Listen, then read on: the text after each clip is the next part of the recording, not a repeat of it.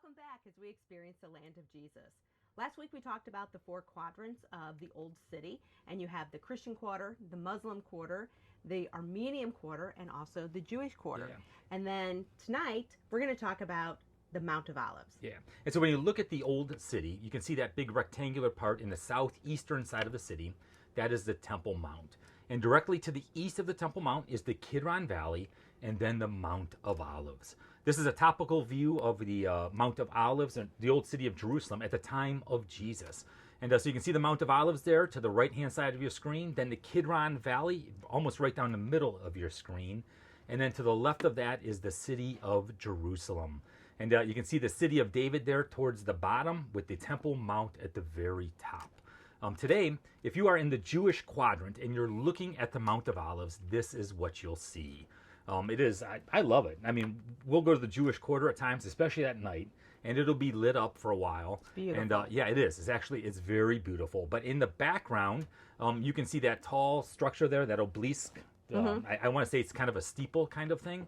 That is the town of Bethany. Now, Bethany is only about 2 miles away from the Mount of Olives, or excuse me, from the city of Jerusalem. Today, Bethany is in the West Bank. And so the wall was built, and even though it's only 2 miles away from Jerusalem, it's a lot longer to get there. And actually, we've never been there. No, we haven't. So we've never been to Bethany because you've got to go way out of your way around the wall into a checkpoint to get into the West Bank. And it's just not a whole lot in Bethany, but a lot took place in Bethany. Okay, so what do we know about Bethany? On what we know is Palm Sunday, Jesus entered Jerusalem on a donkey, drove out money changers from the temple, and healed the blind and the lame. Afterwards, he went and spent the night in Bethany. Yeah, so we know that it actually started in Bethany, right? So the processional into Jerusalem started in Bethany, then went to Bethphage, and then into the holy city. But that night, he also went back to spend the night at his friend's house in Bethany. So Bethany is located... It's located on the southeastern slope of the Mount of Olives. Bethany lies about 2 miles from Jerusalem, thus providing convenient daily access to Jerusalem. As evidenced in the gospel, Jesus traveled back and forth between Bethany and Jerusalem. Yeah. You know, it's kind of interesting, too, because during Holy Week, that was the Passover celebration. And so the population of Jerusalem swelled during the Passover. Stereotypically or normally, the population was about 50,000 people. During the High Holy Feast, it 5 times. So it was about 250,000 people in Jerusalem. That would be a lot of They people. were sleeping in the streets. They would have been sleeping in tents. And so Jesus, traveling back and forth a couple of miles, even though it was on foot, had a place to stay at his friend's home. And who were his friends? Bethany was the home of Jesus' friends, Mary, Martha, and Lazarus. Yeah, and something wonderful took place there too. So anyway, Jesus had received word that his friend Lazarus was sick. When he arrived in Bethany, his friend had already died. After speaking with Lazarus' sisters and seeing them and the crowd weeping, Jesus wept. But although Jesus' friend Lazarus had died, Jesus commanded him to come forth out of the cave, and he did. And he did. Yeah, one of my favorite Bible verses is, "But Lord, he stinketh." Remember, he was in there for 4 days, right? But Lord, he stinketh. And Jesus said, "Lazarus, come out." And he did. And Lazarus' tomb is there to this day. Christians have worshipped here once again since the very first century, and it has been identified as being Lazarus' tomb. But we also know that what else took place in Bethany. The week prior to Passover, Jesus stayed in Bethany with his friends. While having dinner in the home of Simon the leper, Mary, which is Mary, Nazareth, and Lazarus, appointed Jesus with a very costly perfume. Yeah, remember she anointed his feet and wiped them with her hair. But Bethany is also the site of another phenomenal event that took place in Christian history. It was the ascension of Jesus. It was found in Luke chapter 24, beginning at verse 50. When he had led them out to the vicinity of Bethany, he lifted up his hands and blessed them. While he was blessing them, he left them and was taken up to heaven. Then they worshiped him and returned to Jerusalem with great joy. And they stayed continually at the temple, praising God. Yeah, and all of that took place right there in Bethany. You can see Bethany just in the background of the Mount of Olives. Once again, I just think the Mount of Olives is just amazing to me, just because of the history and everything that took place right there in this vicinity. It's a beautiful view. You can see the Temple Mount with the Mount of Olives in the background.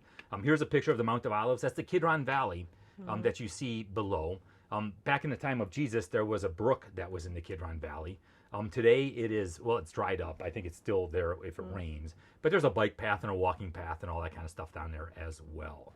But when you take a look at the Mount of Olives, it's full of what? It's full of graves. It's full of graves. Yes. Yeah, there's over 70,000 graves on the Mount of Olives today. And those people have been being buried on the Mount of Olives for the past 3,000 years. And there is a Jewish section, which is the largest section on the Mount of Olives. And then there is a Christian section and also a Muslim section where they're all buried there on the Mount of Olives. In the Jewish section, what they'll do is they'll actually reuse graves. And so they'll clean the bones out, they'll put them in ossuaries, which are smaller boxes. And then they'll reuse the tomb because so many people want to be buried on the Mount of Olives. For instance, Ben Gurion is buried on the Mount of Olives. Schindler from Schindler's List is buried on the Mount of Olives. And you can walk through the cemetery, and it is kind of it's unique compared to what you and I think of as being cemeteries. Oftentimes they're buried above ground, and you'll see a bunch of rocks. And what do the rocks mean? Do you know? Isn't that just paying their respect and prayer? And prayer. Yeah. And so when somebody visits a tomb, they will pay respect by putting a rock on the tomb and also saying a prayer for that person. So today you can go to the Mount of Olives, and if you go on tour with us, we will take a bus to the top of the Mount of Olives, and because you don't want to walk it. There's a beautiful hotel up there that overlooks the entire city of Jerusalem. Yep. We normally get a big picture taken up there and everything else. There's camel rides up there and all that kind of stuff.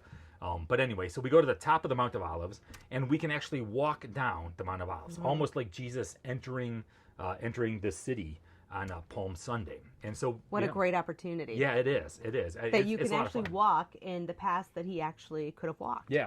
And it's not that steep. It's not that long. So for those who want to walk it, they can. If you don't want to walk it, the bus will drive you to the bottom. But it's fine going down. You just don't want to walk it up because it's pretty steep. Yeah. But going down the Mount of Olives, there's also different sights to see. And they're all kind of traditional. Okay, remember traditional means tourist trap. But they're kind of unique, right? So one of the first sites you see, it's actually very near the top of the Mount of Olives, is the Church of Pater Noster, or the Church of the Our Father. It was actually built in 1910. It commemorates Jesus teaching the Lord's Prayer to his disciples. And traditionally, this is the site that he did it at. And the Lord's Prayer is etched into the wall in 62 different languages. And you can stop there and just spend a little bit of time. There's not a whole lot to see. No. Because once again, it's a traditional site. You walk down past the Jewish section of the cemetery, and you're going to come to the Dominus Flavit, which looks like a... It looks like a teardrop. Yeah. So if you look at the architecture of the building, it looks like a teardrop. Traditionally, this is the site where Jesus stopped. He looked over the city of Jerusalem and he wept. And so Dominus Flavit, the Lord wept.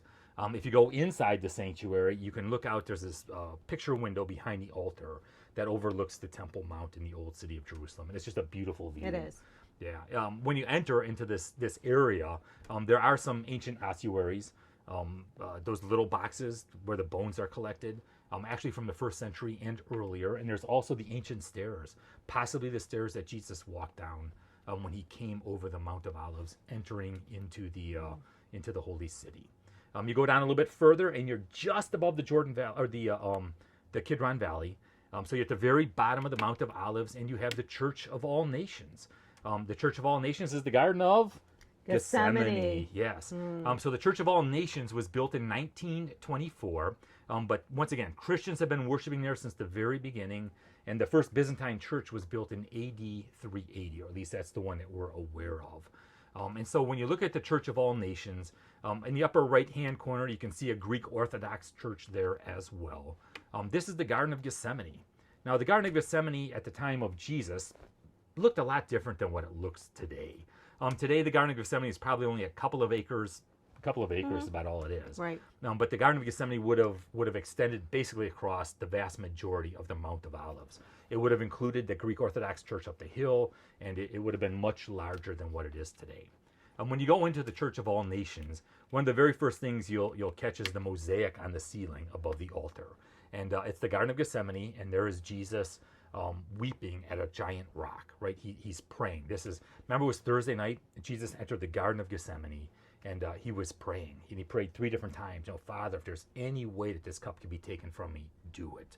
And so he was praying to the Father to spare him. If there was another way, Let's do it that way. And yet the very next morning, Jesus found himself on the cross.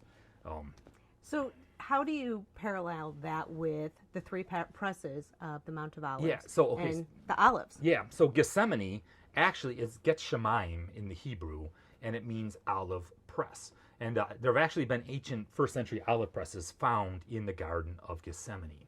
And I remember Jesus was in the Garden of Gethsemane. He was being pressed. He felt the pressure, right? He prayed to the Father 3 times. He went back to his disciples, and his disciples were sleeping. And then all of a sudden there was Judas and the temple guard there to arrest Jesus. So he was pressed 3 different times. And today, well, even in the ancient world, olives were pressed 3 different times, right? So they would pick the olives, they put them in, they mash them, they put them in those baskets, they'd press them. The first pressing was always the highest quality. That was given to God. That was given to the Lord. The second pressing, the second highest quality, that was used for medicinal purposes, that was used for cosmetics, it was used for food. And then the third pressing, which was the poorest of quality, was used as oil for the heating lamps and for the lights. And so Jesus, just as in Gethsemane, he was pressed 3 times as he was praying to the Father, if there's any way, let it be taken from me, or let this be taken from me. Today, when you look at the Garden of Gethsemane, like I said, it's much smaller today. It is a very well manicured grove of olive trees, and you really can't go in them. They are fenced off. The trees themselves, the root system, I think it was the University of Pennsylvania did some research on it. The root system of some of these trees goes back thousands of years. And so the root systems could have been there since the time of Jesus. The trees themselves, probably not. We know that when the Romans came in AD 70, they tell us that they leveled everything. And so the trees themselves, probably not. But the root system, possibly. So these are ancient olive trees. And this is the most ancient of all of the olive trees. Look at that tree trunk. Look how massive oldest, it is. Yeah, with the oldest of root systems there. Olive trees are very unique. I mean, when you see one for the first time, they're just in olives. I mean, what I know about olives, you pop the jar and there they are.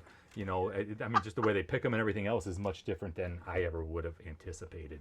A couple of years back, we were there with some friends, and the gardener was cutting off some tree branches, right? They were pruning the trees, and he gave us some clippings. Some clippings. It was really, and so I muled some clippings back. Shh, don't tell anybody. So I muled some clippings back, and we're hoping to, from those clippings, be able to plant olive trees. And I'm not going to say which nursery it was in St. Petersburg, but there was one who actually threw them away on accident. So by mistake, yeah. So they're forgiven.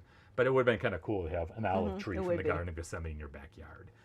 And I've done some other things in the anyway. So it's just a great place to be. Once again, all kinds of wonderful things happen there. You go just a little bit further, and you'll see the tomb of Mary that is there as well. It is the traditional tomb of Mary. We've gone inside it. It's very dark, very damp, kind of moldy. Traditional. We really don't know where Mary was buried. Remember, Jesus gave John the responsibility of taking care of his mom. We know that John went to Ephesus. John died in Ephesus, and Mary was probably with him. Now, we don't have Mary's tomb in Ephesus. This is the traditional tomb of Mary. I would venture to say Mary probably died and was buried in Ephesus. But when you look at the Mount of Olives, too, there are some other unique features about it. Not only do you see all the tombs in the background all the time, but you will also see, they're called the tombs of the Kidron. And they're first century, they're ancient tombs. Actually, some I think are BC even. But they're ancient tombs. It was a priestly family that's got them, and I don't know. You just look at them. You can't go into them. There's nothing to do with them. You just look at them. And there's really no biblical history other than the fact that they're ancient. But when you stand in the Garden of Gethsemane and you look up at the holy city, the ancient walls of Jerusalem, once again, there is Gate Beautiful. Gate Beautiful, or, what's another name of it? Golden Gate? The Golden Gate. The Golden Gate. That's once why again, I'm here. it was, yes. Once again, it was believed that that's where the Messiah would enter. The Jews believed that the Messiah would enter the holy city through the Golden Gate or Gate Beautiful. Hence, when the Muslims took over Jerusalem at one point in time, they walled it up. And then they put a Muslim cemetery in front of it, if you remember. And their train of thought was, well, a holy person, a Jew, could not walk through a Muslim cemetery, and not be clean. It would make them unclean. And so they put the cemetery there, and they put the walls up stop the Messiah from coming into the holy city. But anyway, here's a close-up of the Gate Beautiful as well. Actually, this gate is probably built, I know it is. It's built higher than the original Gate Beautiful at the time of Jesus. There were a couple of kids playing up here. This is years ago. A couple of kids playing up here in front of the Gate Beautiful, and one of them fell into a cavern. They dug him out. When they dug him out, they did a little bit of excavation down there, and the original gate is actually just below this. But anyway, remember Suleiman the Great rebuilt the walls of Jerusalem. Anyway, so when you're up here by Gate Beautiful and you're at the foot of the walls of Jerusalem, you look at the Mount of Olives, you can see some very unique things. Once again, I mean, you can see the tour buses in the background, right? But what really jumps out at you is the guy riding the camel. In the middle of the street. In the middle of the street, in the middle of the sidewalk, you know, taking his camel home, I guess. Anyway, so that is the Mount of Olives. Now, once again, so you got the Mount of Olives, the Kidron Valley, and then you have the Temple Mount. This is what the Temple Mount looks like today. So to start in the upper left-hand corner, that is Antonia Fortress. Antonia Fortress is where the Roman soldiers would have stayed when they entered into Jerusalem. The number of forces would swell during the high holy days or the festivals because the number of the population swelled from 50 to 250,000. So when Pontius Pilate would come in, or when a Roman official would come in, they would bring more soldiers with them. This is where they would have stayed. Today you can see the Dome of the Rock, which is a Muslim holy site. The temple back in the days of Jesus actually would have been 1/3 taller than the Dome of the Rock today. And then where the Al-Aqsa Mosque is here towards the bottom of your screen, that would have been where the royal portico was in the time of Jesus. And then just to the bottom of the screen, the bottom right-hand side, is where the city of David. That is the original Jerusalem. So Solomon, King Solomon, was the very first person to build on the Ophel. So he was the one who built the first temple on Mount Moriah. Okay, this is the top of the mountain where God led Abraham to sacrifice Isaac. This is where David bought the threshing floor, and when King Solomon, David's son, became king, he was commissioned by the Lord to build the first temple. So there's actually 26 centuries of history right here on top of this mountain. Back in the days of Jesus, this is kind of what the Temple Mount would have looked like. On the right-hand side of your screen, the first circle there you see, that is the teaching stairs. We can actually go to the teaching stairs today. And we've done it. We sit on teaching stairs. We'll read some scripture. We know Jesus taught here several times, especially during Passover week as well. There were also stairs on the eastern side of the wall. He would have taught there as well. But here are some of the teaching stairs. Right above that circle are the Huldah gates. Those would have been the main entrances into the temple area. And so people would have walked by droves in there, and they would have walked up to the Temple Mount, and they would have entered the building right there behind that long red building you see at the top of the Temple Mount, or the royal portico. It's kind of interesting that the stairs going up to the Huldah gates, the stairs leading into the entrance, are not all even. When you look at the architecture of first century, the corners are tight. The corners are straight. I mean, the architecture was phenomenal. The stairs leading into the Temple Mount are cattywampus. They're not even, and it's done on purpose. And what that does is people would have been singing songs or prayers as they were walking up, and it kept people looking down at their feet instead of looking up at the temple. It was a posture of humility as they entered into the temple. They also would have washed in a mikvah, which is a ceremonial bath, before they went up as well. So anyway, so if you go over to the left, the circle in the middle of your screen, that is another entrance into the Temple Mount, or into the temple area. You can see it leads from the very bottom portion of the temple. That would have been a merchant street down there. It's 2 different levels that would have led into the temple. That is called Robinson's Arch. Anyway, I'll show you that in a second. And then to the left is where the western wall is today. So the circle in the middle, Robinson's Arch, it looks like this today. Obviously, the arch itself is gone, but you can see the imprint there into the western wall and what it looked like. It would have gone down right to the merchants area and the merchant street there at the bottom. And what was just amazing is look at how big the stones are. At the very bottom of the screen, you'll see some people standing there, and they look as large or as tall as the people down there. These rocks were just massive. Yeah. So the rocks themselves, I mean, it's amazing that they had the ability to be able to do what they did. And so it's known as the Western Wall, is what we call it today. It was also known as the Wailing Wall. The Jewish people really don't like to use the Wailing Wall today because they would go to the wall and they would cry. They would cry for Jerusalem. They would cry for the temple and wanting it to be rebuilt.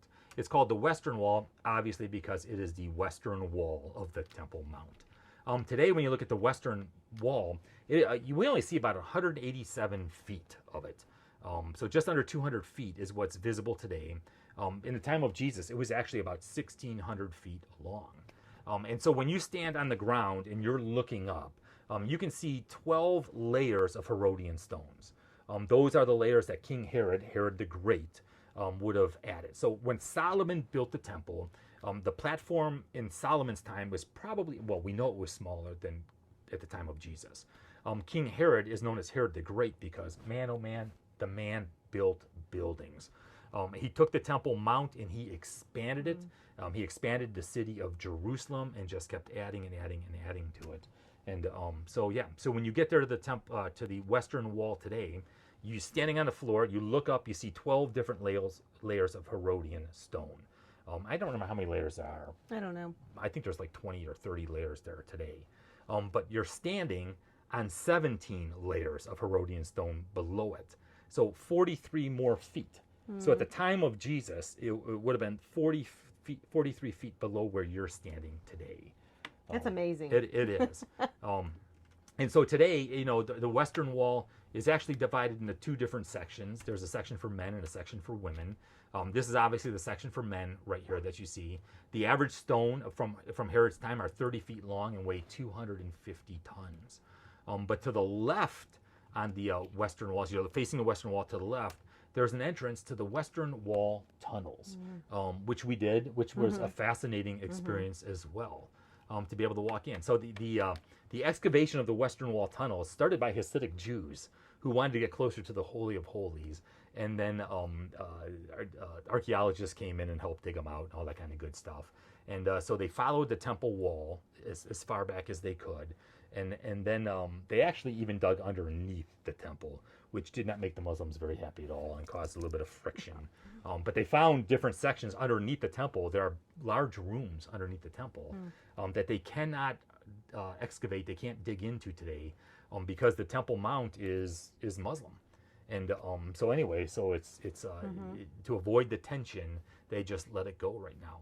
But you can go into these Western Wall tunnels, and basically you're following the Western Wall all the way back. And at one point, you get to the closest point to the ancient Holy of Holies. And it's just a small area. You'll go back in there, and you'll see a bunch of the Hasidic Jews, and they're praying, and they're davening as they're reading Scripture and praying.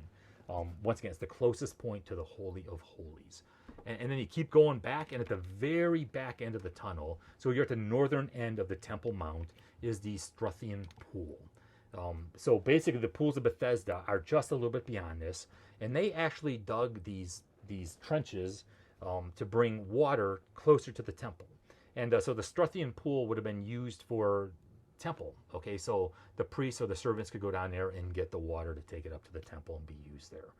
It's in this tunnel as well, which is the largest stone that is there. And it's 45 feet in length, which is amazing, and 650 tons. And you can't even imagine of how they even got it there, how they moved it, whatever. It's just unbelievable. It is, because it's not on the first level. No, it's up, it's right? up. It's up. It's elevated. And so they moved this 650 ton stone. They lifted it, and you stand at one end of it and you just walk and walk and walk and walk and walk. It's like, whoa, and it's one rock. But anyway, so this is a picture of us there standing in front of the Western Wall. As I said, there's on the front part of the Western Wall, that just under 200 feet, there's a large section for men, but there's also a section for women. For women, yes. And then when you're there, the women have to be covered, meaning your knees can't show, your shoulders can't show. Some of them have hairdresses on. I don't think we did. Yeah, I don't remember. But me and my girls went down there, and you're able to pray and just stand there. Yeah. And it's usually probably about maybe 50 to 100 other women that are down there. So Yeah, depending on the time of day, it can be very Very packed. crowded. Yeah, it can be extremely crowded. We like to go down go there. early to late evening. Yeah, yeah. I mean, we're there several times. I mean, once again, the Christian quarter and the Jewish quarter are our favorite quarters where we spend most of our time. And so we end up working our way to the Temple Mount, to the Western Wall, the City of David, which is all right there, over and over and over again as well. And like I said, we like to sit there at nighttime. And this is a picture of our daughter Reagan. We're on the Jewish quarter right here at the top, and we're looking down at the Western Wall, and then the Mount of Olives in the background.